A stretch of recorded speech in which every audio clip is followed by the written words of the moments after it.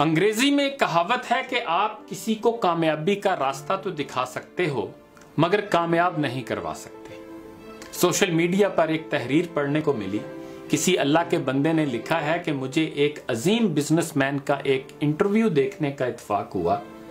اس interview میں اس نے دلچسپ باتیں کہیں۔ ان باتوں کا لب لباب یہ تھا کہ دنیا میں نوکری کرنے والا کوئی شخص خوشحال نہیں ہو سکتا۔ انسان کی معاشی زندگی تب شروع ہوتی ہے جب وہ اپنے کام کا آغاز خود کرتا ہے۔ اس کی دوسری بات، کامیابی اور ترقی کا تعلیم سے کوئی تعلق نہیں۔ اگر تعلیم سے روپیہ کمایا جا سکتا تو آج دنیا کا ہر پروفیسر ارب پتی ہوتا۔ اس وقت دنیا میں 950 ارب پتی ہیں، ان میں سے کوئی بھی پروفیسر ماہر تعلیم شامل نہیں۔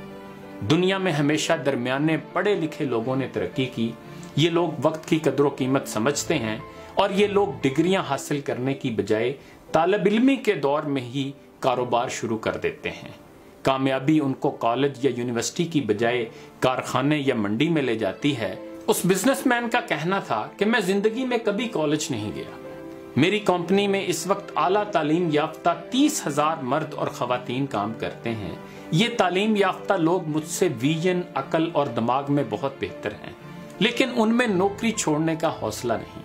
انہیں اپنے اور اپنی صلاحیتوں پر اعتبار نہیں۔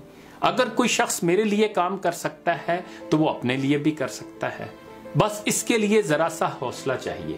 دنیا میں ہر چیز کا متبادل موجود ہے لیکن محنت کا نہیں۔ دنیا میں نکمے لوگوں کے لیے کوئی جائے پناہ نہیں، لیکن کام کرنے والوں کے لیے ساری دنیا کھلی پڑی ہے۔ لکھاری کہتا ہے کہ اس کی باتیں سن کے میں نے سوچا، جو خود کچھ نہیں کر سکتے وہ دوسروں کو بھی روکتے ہیں، اور جو کچھ کرتے ہیں وہ دوسروں کو بھی کہتے ہیں آؤ مل کر کریں، یعنی وہ ٹیم بلڈنگ پر یقین رکھتے ہیں۔ ناکامی کام میں نہیں، نااہل لوگوں میں ہوتی ہے۔ اب فیصلہ آپ کا ہے کہ ناکام کی ماننی ہے یا جو کام کرنے کی ہمت کرنے میں لگا ہے اس کی۔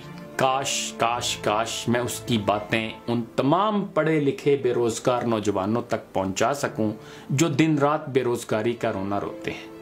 میں خود چنیوٹ کے ایسے خاندانوں کو جانتا ہوں جہاں لڑکے کو FA BA کے ساتھ ہی کاروبار پر بٹھا دیا جاتا ہے، بلکہ اس کا کاروبار ہی الگ کر کے اس کے حوالے کر دیا جاتا ہے۔ ہوتا یہ ہے کہ اگر اس کے کاروبار میں اونچ نیچ بھی آئے تو 25-30 سال کی عمر تک وہ ایک کامیاب بزنس مین بن چکا ہوتا ہے اور اس کا کاروبار مضبوط بنیادوں پر مستحکم ہو چکا ہوتا ہے۔ اس کے برعکس ہمارے معاشرے میں عام طور پر نوجوان اس عمر میں ابھی کاروبار شروع کرنے کا سوچ رہے ہوتے ہیں۔ چنوٹی خاندانوں میں ایک اور اچھی خوبی یہ بھی ہے کہ وہ لڑکے لڑکیوں کی شادیاں بہت جلد کر دیتے ہیں، اور یہ عین اسلامی تعلیمات کے مطابق ہے۔ اس کے بھی کئی فائدے ہیں۔ اس سے ایک تو معاشرے میں بے راہروی کے پھیلنے کا سد باب ہوتا ہے۔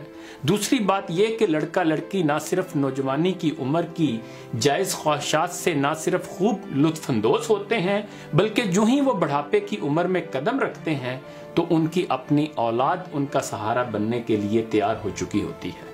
میں دوبارہ موضوع کی طرف آتا ہوں۔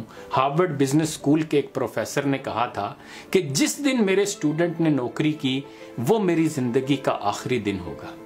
انٹرپرینرشپ کے حوالے سے کسی پروگرام میں اگر مجھے بات کرنے کا موقع ملے تو میں شرکا کو یہ بات ضرور بتانے کی کوشش کرتا ہوں کہ ہمارے پیارے نبی حضرت محمد صلی اللہ علیہ وآلہ وسلم نے امیر ہونے کا فارمولہ بتایا تھا، لیکن افسوس کہ اس فارمولے پر ہم سے زیادہ یہودی عمل پیرا ہیں، اور یہی وجہ ہے کہ آج دنیا کی معیشت پر ان کا قبضہ ہے۔